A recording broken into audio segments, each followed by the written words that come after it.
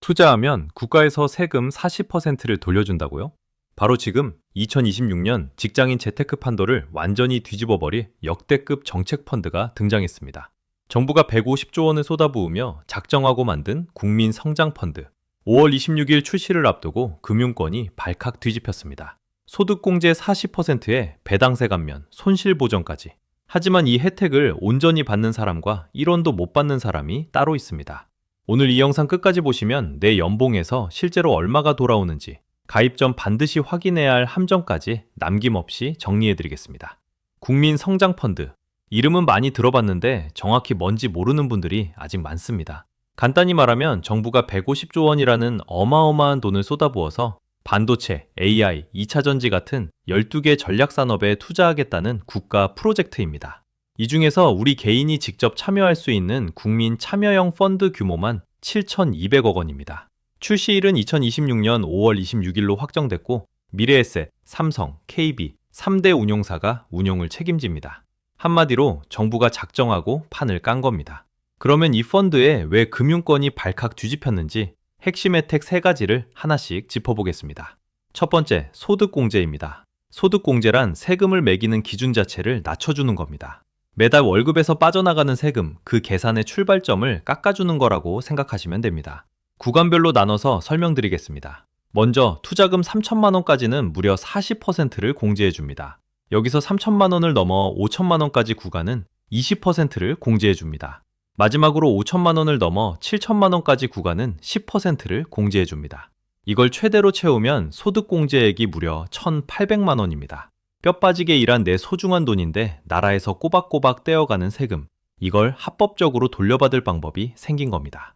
두 번째, 배당세 감면입니다. 보통 주식이나 펀드에서 배당을 받으면 15.4%를 세금으로 냅니다. 그런데 국민성장펀드는 지방세 포함 9.9%만 내면 됩니다. 15.4% 대 9.9%, 약 35% 이상 세금이 줄어드는 겁니다.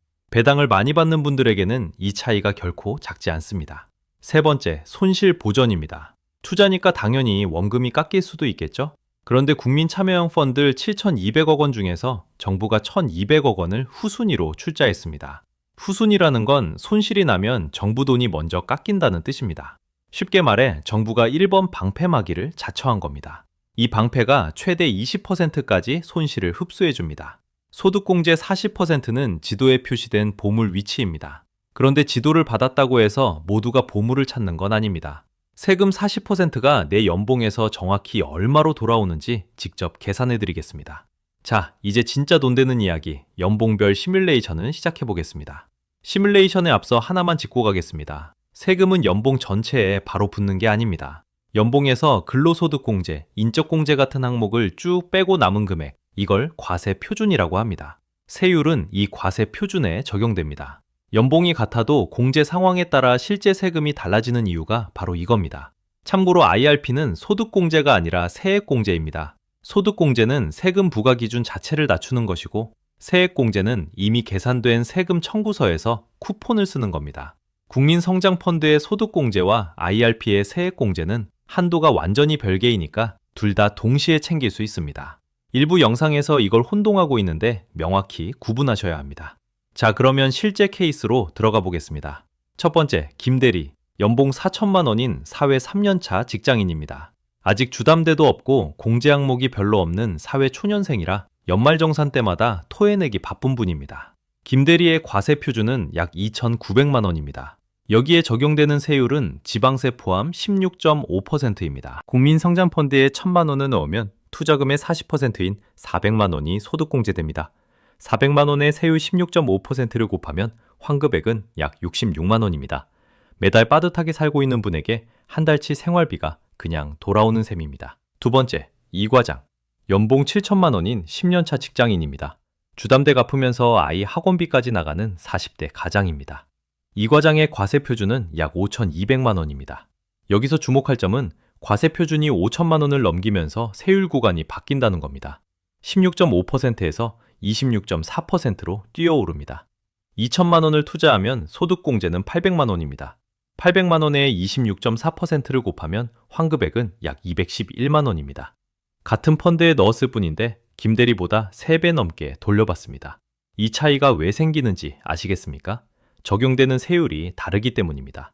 세율이 높을수록 같은 공제 금액이라도 돌려받는 돈이 훨씬 커지는 구조입니다. 세 번째, 박 부장, 연봉 1억 2천만 원인 임원급입니다. 고소득이지만 그만큼 세금도 매달 수백만 원씩 빠져나가는 분입니다. 박 부장의 과세 표준은 약 9천만 원입니다. 과세 표준이 8,800만 원을 넘으면 세율이 38.5%까지 올라갑니다. 7천만 원을 최대로 투자하면 소득공제는 1,800만 원입니다. 1,800만 원에 38.5%를 곱하면 환급액은 약 693만 원입니다. 연말정산 한 방에 693만 원이 통장에 꽂히는 겁니다. 66만 원 대 693만 원. 연봉 차이는 3배인데 환급 차이는 10배가 넘습니다. 연봉 차이보다 훨씬 큰 혜택 격차가 벌어지는 겁니다. 세율이 높을수록 혜택이 기하급수적으로 커지는 구조입니다. 일부 영상에서 연봉에 직접 세율을 곱해 환급액을 계산하는 경우가 있는데 이건 잘못된 방법입니다. 반드시 근로소득공제와 인적공제를 제한 과세표준 기준으로 계산해야 합니다. 그래야 실제 환급액에 가까운 수치가 나옵니다. 그런데 이렇게 좋아 보이는 펀드에도 함정은 있습니다. 이 함정을 모르면 나중에 피눈물을 흘릴 수도 있습니다. 아무도 먼저 알려주지 않는 3가지 함정, 지금 확인하세요. 지금부터 말씀드릴 내용은 은행 직원이 먼저 안 알려주는 이야기입니다. 40% 받을 수 있는 사람과 못 받는 사람이 따로 있다는 얘기, 아무도 먼저 안 해줍니다. 함정 1번, 소득공제 종합한도 충돌입니다. 소득공제에는 연간 2,500만 원이라는 총 한도가 있습니다. 문제는 이 한도에 국민성장펀드만 들어가는 게 아니라는 겁니다. 신용카드 공제, 주택청약공제, 주택담보대출 이자 공제까지 전부 이 2,500만 원 안에 합산됩니다. 하나씩 따져보겠습니다. 주담대 이자 공제만으로도 최대 2천만 원을 채울 수 있습니다. 주택청약공제가 최대 300만 원입니다. 여기에 신용카드 공제까지 더하면 남는 한도가 거의 없습니다. 예를 들어 주담대 이자를 1,500만 원 공제받고 있는 A씨라면 남은 한도는 1,000만 원입니다. 여기서 신용카드 공제 500만 원만 빠져도 실질 잔여 한도는 고작 500만 원입니다. 이미 꽉 찬 컵에 물을 더 붓는 격입니다. 아무리 부어봐야 넘칠 뿐이지 컵에 더 담기지 않습니다. 소득공제 40%라는 숫자만 보고 가입했다가 막상 연말정산에서 돌려받는 돈이 0원이 될 수 있습니다. 특히 주택담보대출이 있는 유주택자분들은 반드시 본인의 종합한도 잔여분부터 확인하셔야 합니다. 두 번째 함정은 첫 번째보다 더 치명적입니다. 3년 의무 보유, 유동성 리스크입니다. 국민성장펀드는 가입 후 3년 안에 환매하면 그동안 감면받은 세액을 전부 토해내야 합니다. 전액 추징입니다. 퇴직이나 폐업, 심각한 질병처럼 불가피한 사유가 인정되면 특별해지 신고를 통해 예외가 적용되지만 그 외에는 방법이 없습니다. 3년간 완전히 묶이는 돈입니다. 결혼자금이 2년 뒤에 필요한 분, 전세 만기가 1년 반 뒤에 돌아오는 분, 이런 분들이 무리해서 넣었다가 급하게 꺼내야 하면 세금 혜택을 고스란히 반납해야 합니다. 환매 금지형 설계라서 기본적으로 3년에서 5년을 보유하는 구조입니다. 투자금이 여유자금이 아니라면 이건 혜택이 아니라 족쇄가 됩니다. 세 번째 함정, 손실보전 20%의 착시입니다. 앞서 정부가 20%까지 손실을 막아준다고 했습니다. 맞습니다. 그런데 이건 원금 보장이 아닙니다. 20%를 넘는 손실이 나면 그 초과분은 고스란히 내 원금에서 깎여나갑니다. 2008년 금융위기를 떠올려 보십시오. 코스피가 고점 대비 약 57% 폭락했습니다. 투자금이 반토막이 난 겁니다. 코스닥은 50%가 넘게 빠졌습니다. 20% 방패로는 턱없이 부족한 낙폭입니다. 그리고 이미 전례가 있습니다. 문재인 정부 시절 비슷한 구조로 운용된 뉴딜 펀드를 보겠습니다. 만기 청산된 10개 펀드의 평균 수익률은 2.14%였습니다. 그런데 여기서 정부 재정보전 금액을 빼면 어떻게 될까요? 실제 자펀드 수익률은 0.75%에 불과했습니다. 같은 기간 은행 정기예금 금리가 2에서 3%였습니다. 예금보다 못한 겁니다. 일부 펀드는 아예 6% 손실을 기록했습니다. 4년을 묶어두고 0.75%. 이게 정책펀드의 민낯입니다. 국민성장펀드도 다를 거라는 보장은 어디에도 없습니다. 그렇다면 나는 가입해야 할까요? 케이스별로 딱 정리해드리겠습니다. 여기서 포기하지 마세요. 조건이 맞는 분들에게는 진짜 혜택이 맞습니다. 그래서 나는 가입해야 할까요? 말아야 할까요? 지금부터 3가지 케이스로 깔끔하게 정리해드리겠습니다. 본인 상황에 대입하면서 들어보세요. 케이스 A, 적극 가입 권장입니다. 첫째, 무주택자입니다. 주담대 이자 공제를 안 쓰니까 종합한도 2,500만 원이 거의 통째로 남아 있습니다. 둘째, 사회 초년생입니다. 신용카드 공제나 주택청약 공제를 많이 쓰지 않으니까 한도가 넉넉합니다. 셋째, 연봉 1.2억 이상 고소득자입니다. 세율이 38.5%까지 올라가니까 같은 공제 금액에서 돌려받는 돈이 훨씬 큽니다. 7천만 원을 최대로 투자하면 환급만 693만 원, 정부 손실보전 20%까지 합치면 안전마진이 36%를 넘깁니다. 케이스 A는 정부가 차려준 밥상입니다. 숟가락만 올리면 됩니다. 케이스 B, 한도 확인 후 결정입니다. 신용카드 공제가 500만 원 미만이거나 주담대 이자 공제를 일부만 쓰고 있는 분들이 여기 해당합니다. 핵심은 종합한도 2,500만 원에서 내가 이미 얼마를 썼느냐입니다. 남은 한도만큼만 소득공제 혜택을 받을 수 있으니까 자녀 한도를 먼저 확인하고 투자 금액을 정하세요. 케이스 C, 보류를 권장합니다. 첫째, 소득공제 종합한도를 이미 다 쓴 분입니다. 주담대 이자 공제로 2천만 원을 쓰고 신용카드와 주택청약까지 합치면 2,500만 원이 꽉 차는 경우가 많습니다. 이 상태에서 펀드에 가입해봤자 추가 공제는 0원입니다.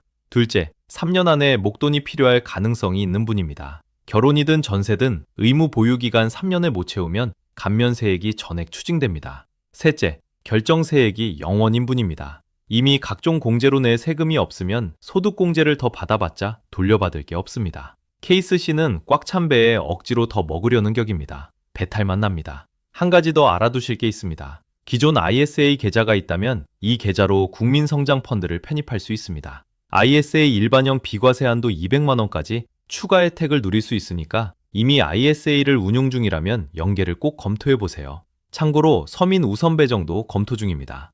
연소득 5천만 원 이하라면 판매액의 20% 이상을 우선 배정받을 가능성이 있습니다. 마지막으로 가입 전 셀프 체크 3문항을 드리겠습니다. 이 세 가지에 모두 예라고 답할 수 있으면 가입하세요. 첫째, 홈택스에서 내 소득공제 종합한도 자녀분을 확인했는가? 둘째, 3년간 이 돈을 안 꺼내도 생활에 지장이 없는가? 셋째, 내 연봉과 세율로 실질 환급액을 직접 계산해봤는가? 세 질문 모두 예라면 국민성장펀드는 당신에게 진짜 혜택입니다. 마지막으로 오늘 핵심을 한 번 더 정리해드리겠습니다. 첫 번째, 국민성장펀드 소득공제는 세율이 높을수록 유리합니다. 연봉 1.2억 원이라면 최대 693만 원 환급이 가능하지만 연봉 4천만 원이라면 66만 원입니다.